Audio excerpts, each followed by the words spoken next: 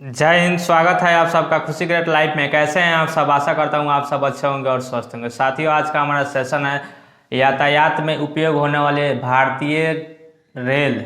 साथियों, आपने ज़्यादातर हर कोई लगभग उस ट्रेन का सफ़र करता है। अगर लंबी दूरी तय करनी हो तो, और वो अच्छा होता है, पहले से टिकट काट कर रखना पड़ता है या फिर से कंफर्म तत्काल टिकट लेना पड़ता है। अलग अलग प्रोसेस है, जनरल टिकट भी लेना पड़ता है। जैसे जिसको सुविधा पड़ता है वैसा वैसा करता है। लेकिन साथियों, इसमें एक बहुत बड़ी कमी ये है हमारे सिस्टम की, या हम कहें तो सेंट्रल गवर्नमेंट के अंडर में आने वाली ट्रेन की व्यवस्था सुधारी नहीं जा रही है। ऐसा क्यों हो रही है? ट्रेन हमेशा लेट क्यों हो रही है? अपने निर्धारित समय से चलने के बाद चलती है, लेकिन और किसी कारणवश नहीं चलती है तो चलो कोई बात नहीं, लेकिन हमेशा ट्रेन अपने समय से चलती है, उसके बाद भी अपने समय पे वो हर स्टेशन को नहीं कवर कर पाती है। रीज़न क्या है? आखिर लेट कैसे होती है? क्या रूट खाली नहीं मिलता है? रूट खाली भी मिलता है तो आखिर रूट खाली क्यों नहीं मिलता है? आखिर क्या रीज़न है कि टाइम टू टाइम या तो रेलवे के पास अपना मैन पावर कम है जो कि सही समय पर अपना वर्क को नहीं कर पाता है, या वो उसका रूल जो है वो स्ट्रिक्ट नहीं है, शायद इसलिए।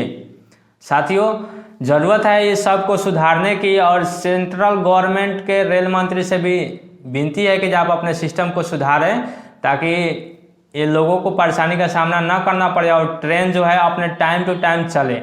या अगर आप देख रहे हैं कि हमेशा टाइम टू टाइम नहीं चल रही तो उस टाइम को अपडेट करके उसी टाइम पे कर दे जिस समय पे वो ट्रेन अपने स्थान पे पहुंचती है। ज़रूरत है सुधारने के लिए। कभी कभी ट्रेन हमें अगर कोई भी हो, अगर रोड बाई रोड अगर चलते हैं लोग तो उस पर अगर ओवरलोडिंग के सिस्टम अगर आती है तो ट्रेन में ऐसा क्यों नहीं होता है?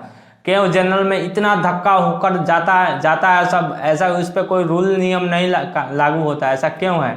क्योंकि वो सेंट्रल गवर्नमेंट का है, और ये प्राइवेट बस वगैरह हुआ उसमें ओवरलोड के लिए चालान कट जाती है या कुछ भी हुआ, ऐसा गलत बात है।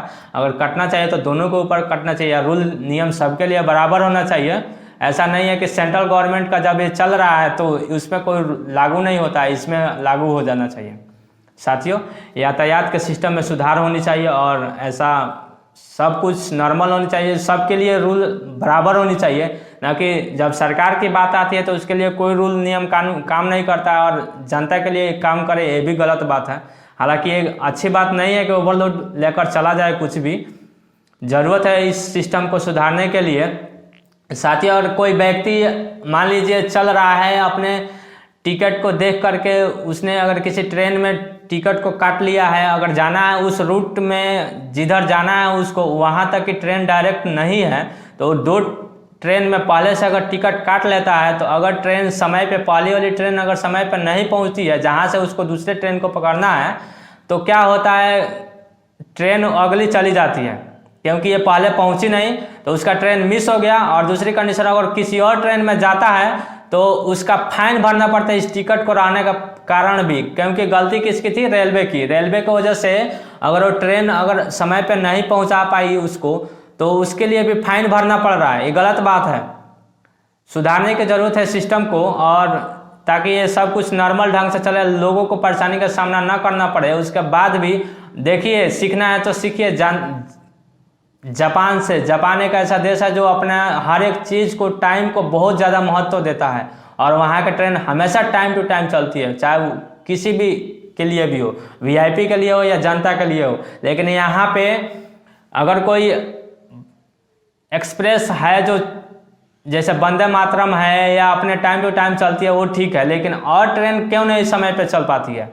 साथियों, ज़रूरत है और सरकार को भी इसमें सोचना चाहिए कि टाइम मैनेजमेंट को सही से करें और लोगों को परेशानी को सामना करना पड़ा उसे सुलझाया जाए, और मैन पावर अगर कम है तो उसको पूर्ति करें। ये जब भी वैकेंसी आती है तो हमेशा चुनाव के समय में ही क्यों आती है, ये भी सोचना चाहिए आप लोगों को। ये क्योंकि ये सब नेता सबका जो है ना, ये रणनीति होता है कि वैकेंसी उसी समय देंगे जिस समय हमें चुनाव, जनता से वोट लेना है, और वोट लेने के बाद ये गायब हो जाते हैं, सब कुछ वैसा ही रह जाता है। ज़रूरत है इसमें सुधार लाने के लिए। बाकी ये मेरी प्रयास आप सबको कैसा लगा? अगर अच्छा लगा तो आप अपने दोस्तों के साथ शेयर करें, और वीडियो को अधिक से अधिक उन लोगों तक पहुंचाए जो ऐसा रूल नियम को पालन नहीं करते। और आप भी अगर ट्रेन में सफ़र कर रहे हैं तो हमेशा रूल नियम को पालन करें या कोई भी ट्रैफिक रूल को पालन करें। धन्यवाद।